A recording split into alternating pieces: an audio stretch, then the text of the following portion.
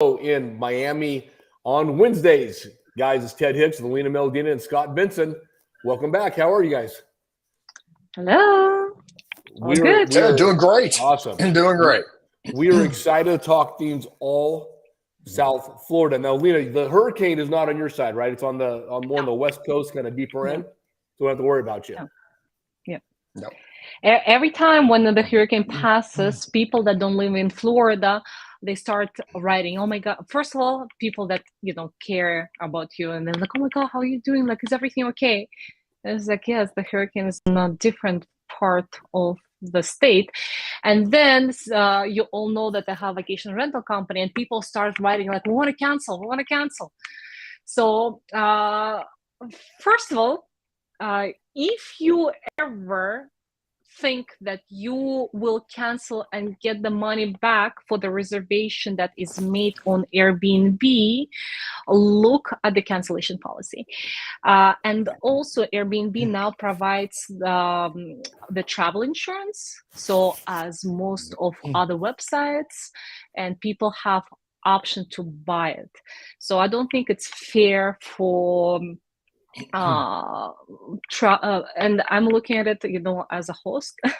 I don't think it's fair to drop all these problems to the host. And then for some reason, people, when they book for Airbnb, they look at you differently. They think that it's not a business. It's more like, a friend and body website. And something happens in their family, someone gets sick and they want to cancel. And can you imagine if you manage other people's properties, you have responsibility to your clients, not only to people that you host, but also to people that you manage the properties. And if you don't have a performance, they're going to ask you questions. So buy travel insurance, please. If your credit card doesn't have travel insurance, buy it on Airbnb. Airbnb now has this option. Don't hope and think that you're going to be able to negotiate it with your host if something happened in your family, if your flight got canceled, if there's a bad weather. Please buy a travel insurance. That's it. I'm done. Well, Alina, I did want to add, I rented my place out this summer, and I did the most strict Airbnb cancellation policy. And I did not want to have to deal with the cancellations. And I've got a pretty nice place, so my rental rate was pretty decent. And to anybody that cancels a week or a week and a half, the likelihood that you can replace it with short notice is small. So I would expect if I rent an Airbnb, if I can't take it, then I'm going to give it to a friend. If I have to give it to them for free, I'll give it to them for free, right? Because I'm paying for it. I don't expect to get my money back. So I think that's good advice. Buy the travel insurance if you think you might cancel. Yeah. So if the storm was hitting you, and it was a legit natural disaster in your area, do you change your policy at that time, or is it just that's why you have travel insurance?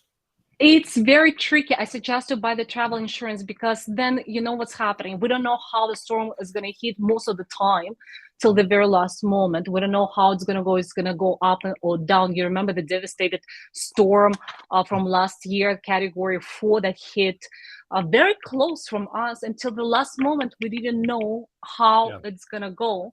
So in this point, people start calling and texting us a week in advance trying to cancel.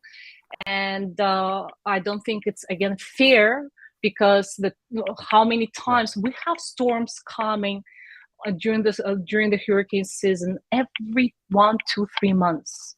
And can you imagine if we start canceling every time when something is happening? Please, spend a couple bucks more on a travel insurance. It's not that expensive. Or you can have this, the Chase Reserve has a great travel insurance that is already included in your policy when you buy with the Chase Reserve. And I think American Express, I'm not sure about Gold, but Platinum has a travel insurance. There's a tapping in the background. I don't know if somebody's tapping a pin or something, but it's killing my ears. You know what? I'm going to do this. Oh, is it your earrings? Yeah. Oh, wow. I would never have guessed that. Yeah, I'm off. That's great Yeah, advice. that's it. I'm wondering, Elena, could you bake that insurance into the price so they all get insurance and you just charge a little bit more? The problem is, and I'll explain you, when they book, they have an option to pick this insurance. We can't pick it for them. We can. I only can suggest, please buy travel insurance, especially when you buy trips in the areas like Miami, especially in the summer, especially in September. Everything from May all the way till end of October, and now we see sometimes hurricane passes even in the beginning of November. You are in a hurricane season. It's like, one day you wake up like, oh my God, I didn't know that, in South Florida hurricanes happen. No, Correct. We all watch videos. I'm so pissed. No, I'm you so give great advice though. because That's really good advice. Get travel insurance. I would have it in bold letters on my booking. Get travel insurance. We live in Miami. You never know, right? Yeah. But you know how many times forget about the hurricane? Like, oh my God, my grandmother broke a leg. I cannot travel. He's not traveling with a grandmother. Just letting you know, it's just his grandmother. Someone has to watch the grandmother now. What does it have to do with me? Hey, Why? I saw National Lampoon's Vacation. You put grandma on top of the car and you go. You figure it out. That's a good movie. I remember this movie. Movie. What was the movie? It's a great movie. National Lampoon's Vacation. Chevy That's Chase. Exactly, yes. I love this movie. Yeah. I love when he's driving and his wife's asleep and the girl comes in the convertible and he's like trying to rev up his station wagon, trying to keep up. And then she's in the pool. Keep seeing her everywhere he goes. Yeah. That's it. Good stuff. So what else is going on now in your area since we last spoke? Anything new and exciting? I closed on the penthouse. Is that the one that was to be built out? Yeah. Oh, I closed phenomenal. on the penthouse. I don't know if I think we haven't spoken about that yet. Yes, I saw your post. It was the last week. Yeah, it's huge. Congratulations. Thank you so much. I'm very happy for my client and also for the buyers. I think it's a success for both of them. And I can't wait to see this property when it's finished. Now, are they going to keep it? Or are they going to flip it when they build it? Very good question. The new owners have multiple properties in the same building. And they have a lot of properties in South Florida, big properties, oceanfront, waterfront. They have a huge ranch. They're building a humongous house down south. And the funny part is my boyfriend doing pool for them, and I had no idea what a small world. So he's finishing a pool for the new construction, and the buyer's attorney is my neighbor. It's just the world. You never know where it comes, from, but then it's always surprising how small the world is. It is. It's crazy, right? Yeah. You had three links in that one transaction that you didn't know existed. Had no idea until I closed. Yep. That's great. That's great. What a good sell, though. That's awesome. Thank you. Do you have any new exciting projects that are you're putting to market right now? Well, I'm working very actively on a Coconut Grove property now.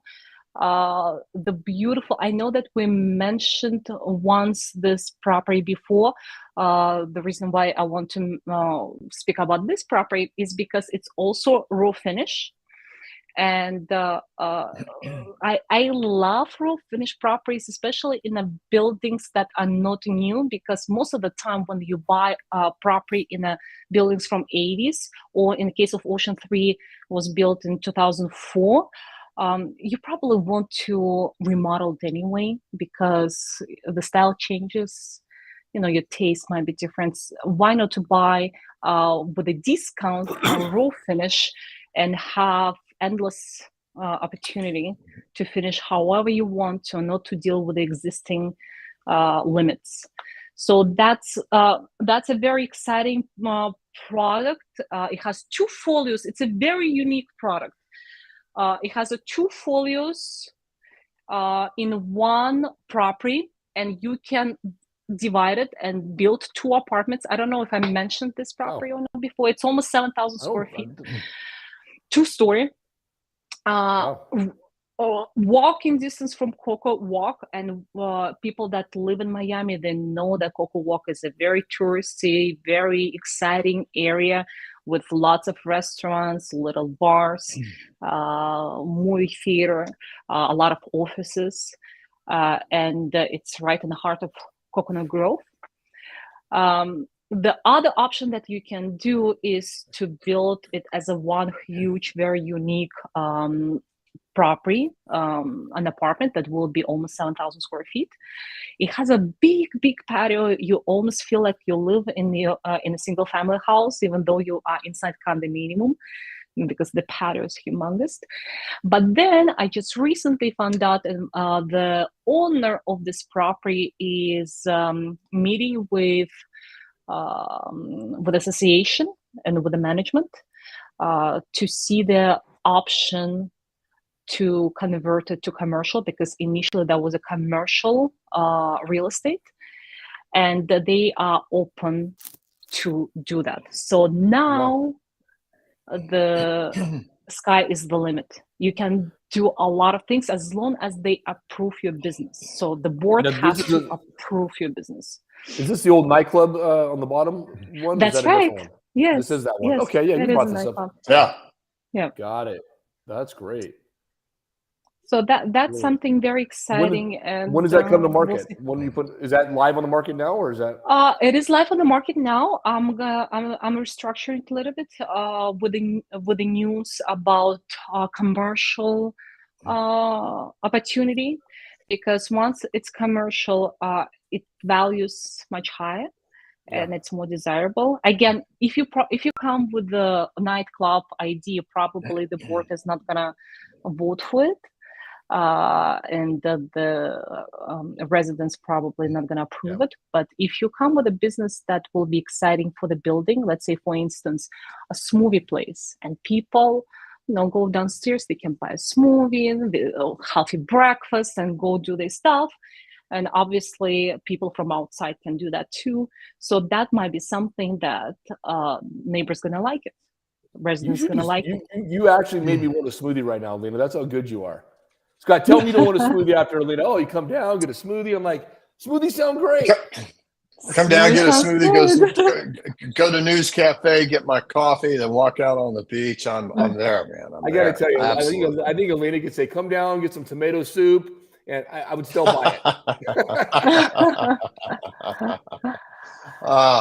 Hey, Ted, we should tell Alina about our multi-DSCR client that we're working on. Yes. Well, all right. So we've talked about DSCR programs a lot. Yes. A lot of people can get into rental properties and they can do it without using their own income, and just all kinds of things that you can do with it. And we can get some real low down payments if they have experience doing it, or we have one client that's bringing in a partner that has a lot of experience. But the other thing that we can do is we can package multiple properties together, so that if someone wants to buy a new property where they are not hitting the cash flow ratios that they're targeting for that particular loan, because and just to talk about what that means, does your rental income exceed the total expenses associated with carrying that property, right?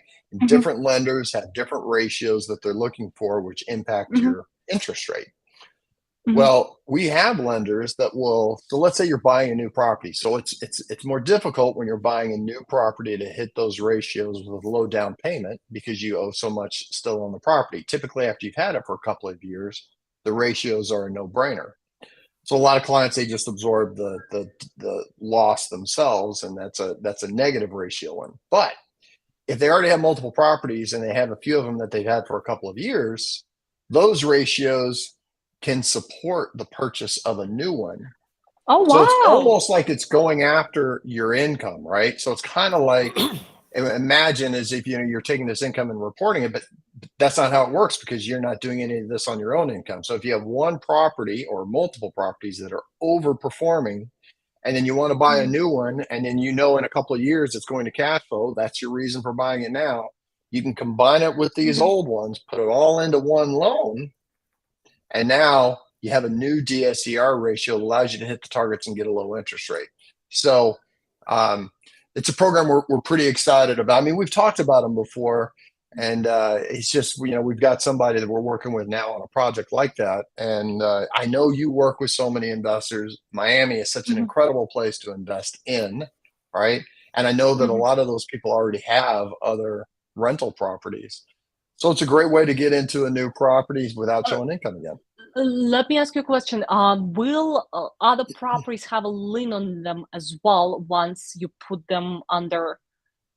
Yes. And yeah, because they basically all go into one. And what if those properties already have a mortgage on it? So how does it work?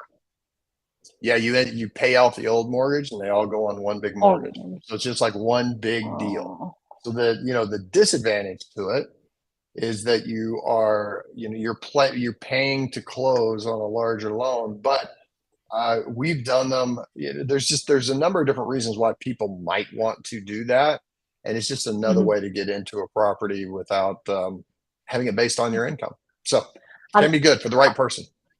How are the interest rates this week? Like this. You know what is interesting? Like this. We had a client we were closing out literally from one night. So Ted and I were working on it. Let's say Monday night. Monday night, we go in on Tuesday morning. We're going to close the. We're going to lock the rate. Yeah, lock the rate. Yep. Lock the rate. And in that period of time, it went up 0.5 point, and we're like just completely. Bummed out. It gets better, Alina. It gets better. Yeah. 2 hours later. No, not even 2 hours later, Scott. Not even 2 hours later. I was texting you. So look, we had it. There was a cost for the rate at 1.2. I wake up in the morning because it was after hours. You can't lock him on off hours. I go to lock it. The cost is 1.5. I call Scott. I said, look, the thing went up. What do you want to do? He says, lock it. I said, okay. I go to lock it. It says, we're sorry, you cannot lock the loan because there's been a price decrease. Right in that amount of time, it went back down to 1.3. So, I mean, that's how volatile the pricing was in just a couple minutes. Yeah, it's crazy right now. Yeah. I mean, it's that sounds scary. Well, so you know what it means is, yeah, well, we love when they drop, right? But so we tell people if you like the rate, especially right now, lock it because they're bouncing. They're bouncing a lot. Well, and for people that are close on their debt to income ratio, it can make a huge difference. Yeah. Well, when I get my mortgage, I will ask you to, be my heart, my eyes, my ears, just to watch this and because we will be so always I'm not gonna be able for you and your clients give that level of service. Now, I will say this. There is something that we like to teach our buyers or borrowers in this case about rates and the cost of waiting. Because a lot of times people think, oh, the rates are high, I'm going to wait. Okay, well, let's see what that means if you play that out for, let's say, 6 months to a year, okay? Right now, I think national average appreciation, call it 4%, maybe round it up for 5%. This particular client is looking at a $715,000 home. So if he waited for the rates to come down in 6 months, what does he lose, Scott, in appreciation? Right? There's a cost of waiting. $17,500. Okay. So $17,000, now the price has gone up. He just lost that value he would have gained by taking the rate at the time it was. Now the house, instead of being $700, is now going to be $717,000. So his down payment's going to be more. His closing costs are going to be more. There is an opportunity cost that is real that happens by waiting. And that's why we say, get it and take it now.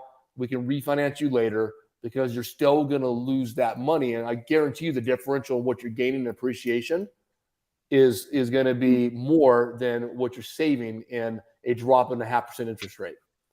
I mean, the difference in that is like $500 a month. And how long does it take to gain that $17,000? Year and a half? Year and a half. That's Scott Benson math right there. You like that? Well, actually 3 years, but yeah. So 17.5, but yeah, hey, whatever, right? Exactly. Well, depends what math. Depends what math it is, because sometimes I stump you. So it could be Yes, a you compliment or it do. could be a dig Sometimes or you a do. compliment.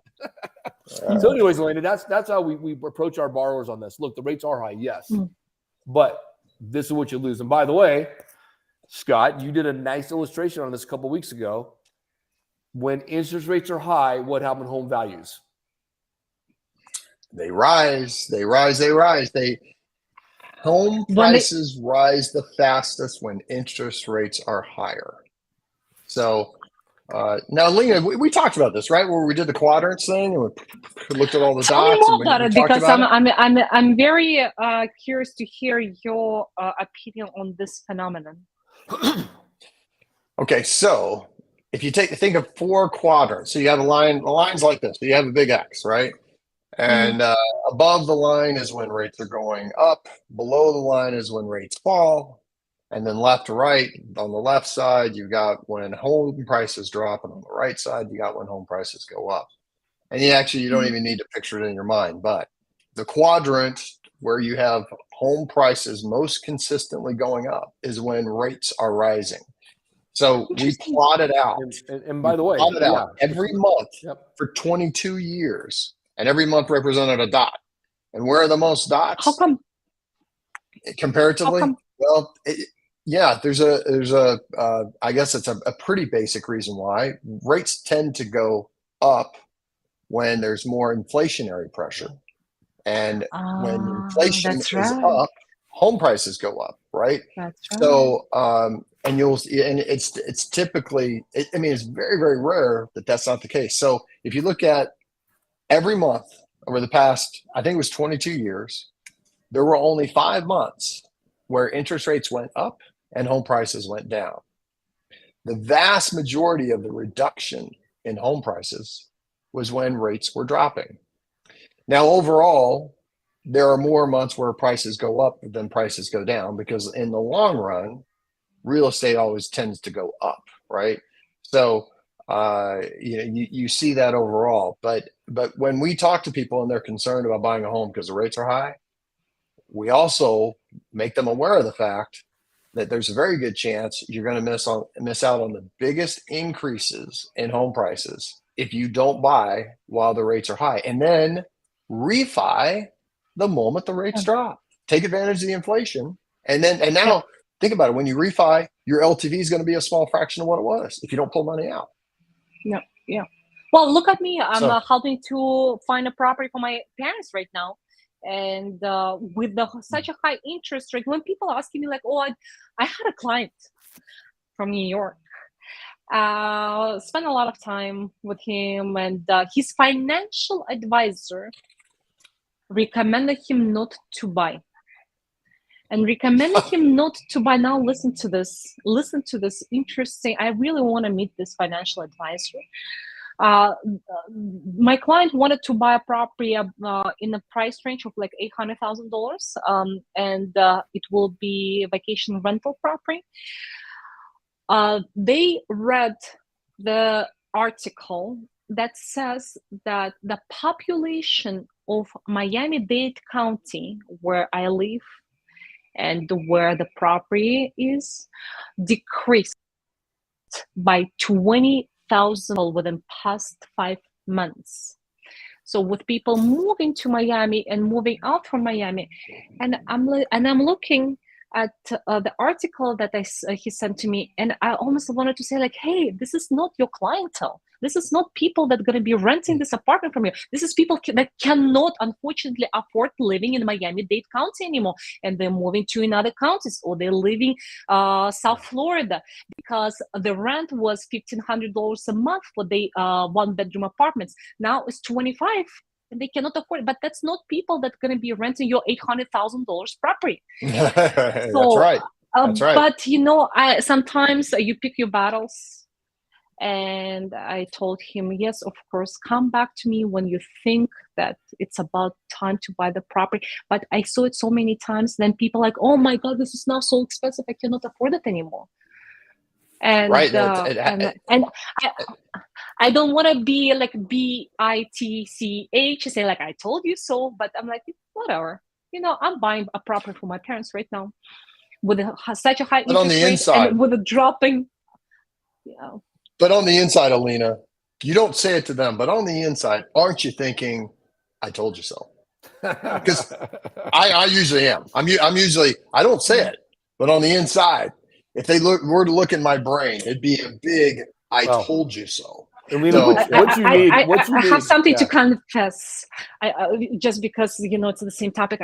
Sometimes I have clients that cannot make decisions, and I tell them, you have to buy it. I'm telling you have to buy it, and they're like, or sometimes they even back up from the contracts.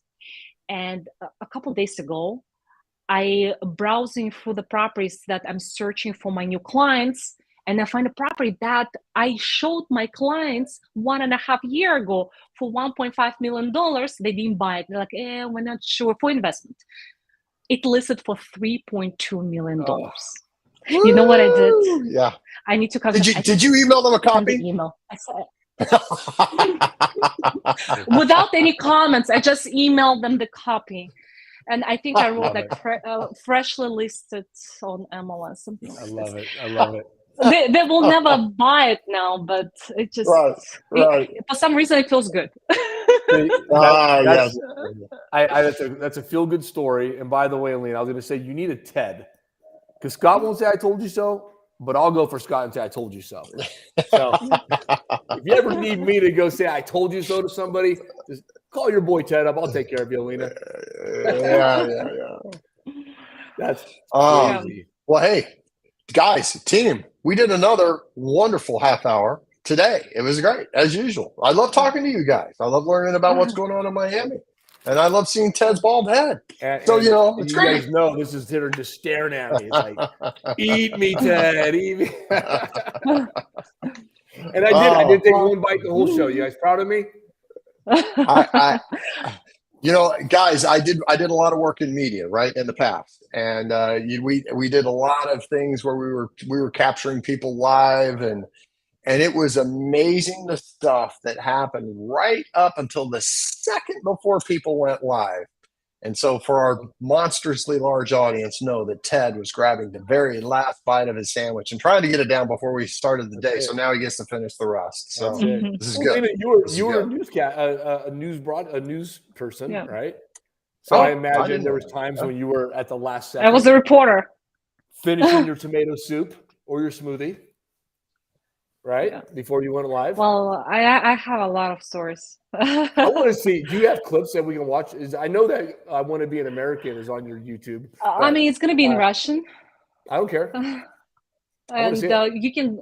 We need to Google it. I'm sure there's something online. Back in the days, it was 2008, 2009. They didn't really upload videos on online. So you go live, you go there, and then it goes to the archive of the news station. I'm sure there are going to be a couple that they reposted, but we were doing it like sometimes 2-3 a day. It's wow. If you ever on daily 5 times a day news station that produces the news 5 times a day, you know how it is. It's like this. Yeah, I'm still waiting for the call. Very. I'm still waiting for the call. For somebody to come hire you for the newscast? I'm waiting for the producers to watch the Real Estate Mortgage Insider show. We want that guy. That's right. We want that guy. Until then, no, I don't know what it's like to do 5 shows a day. I know what it's like to do 3 real estate shows a day, though. Speaking of which, we have 1.5 hours. So for the Real Estate Mortgage Insiders, for Alina Meledina, for Scott Benson, I'm Ted Hicks. We'll see you guys in 2 weeks. Thank you.